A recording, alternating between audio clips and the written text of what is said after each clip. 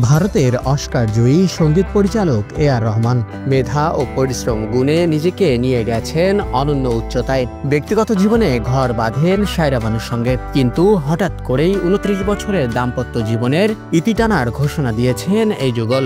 এমন ঘোষণায় হতভম্ব এ.আর রহমানের ভক্ত ও অনুরাগীরা।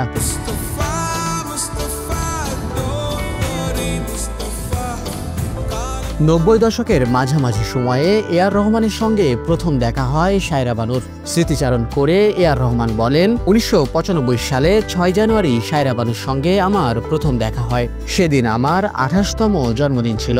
স্বল্প সময়ের জন্য আমাদের দেখা হয়েছিল। এরপর অধিকাংশ সময় ফোনে চ্যাট হতো।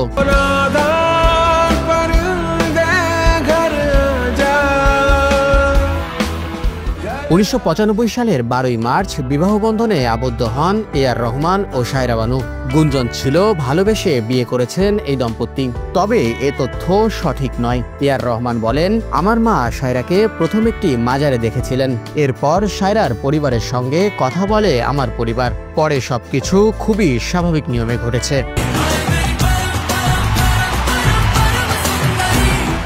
বিয়ের ২৯ বছর পর কেন বিচ্ছেদের ঘোষণা দিতে হলো তার কারণ ব্যাখ্যা করেননি এই যুগল। তবে সায়রা বানুর আইনজীবী একটি বিবৃতিতে এই দম্পতির সংসার ভাঙার কারণ উল্লেখ করেছেন। তিনি বলেন, পরস্পরের প্রতি ভালোবাসা থাকার পরও প্রচণ্ড মানসিক চাপ থেকে তারা এই সিদ্ধান্ত নিয়েছেন। পরস্পরের প্রতি সেতুবন্ধন তৈরির চেষ্টা করেও ব্যর্থ হন তারা। অনেক ভেবেচিন্তেই এই সিদ্ধান্ত নিয়েছেন এই দম্পতি।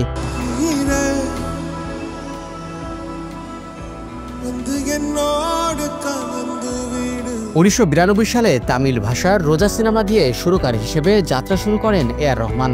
এরপর ১৯৯৫ সালে রাম গোপাল ভার্মার রঙিলা সিনেমার সঙ্গীত পরিচালনার মাধ্যমে তার বলিউডে যাত্রা শুরু। ড্যানি বয়েলের স্লামডগ মিলিয়নিয়ার সিনেমার জন্য অস্কার, গ্র্যামি, বাফটা ও গোল্ডেন গ্লোব পুরস্কার জিতে নেন এ.আর রহমান। তাছাড়াও তার ঝুলিতে জমা পড়েছে ভারতের ৬টি জাতীয় পুরস্কার।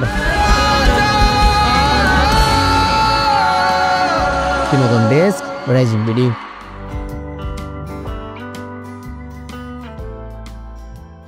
Double million offer Walton fridge কিনে পেতে পারেন ২০ লক্ষ টাকা। রয়েছে কোটি কোটি টাকার নিশ্চিত উপহার।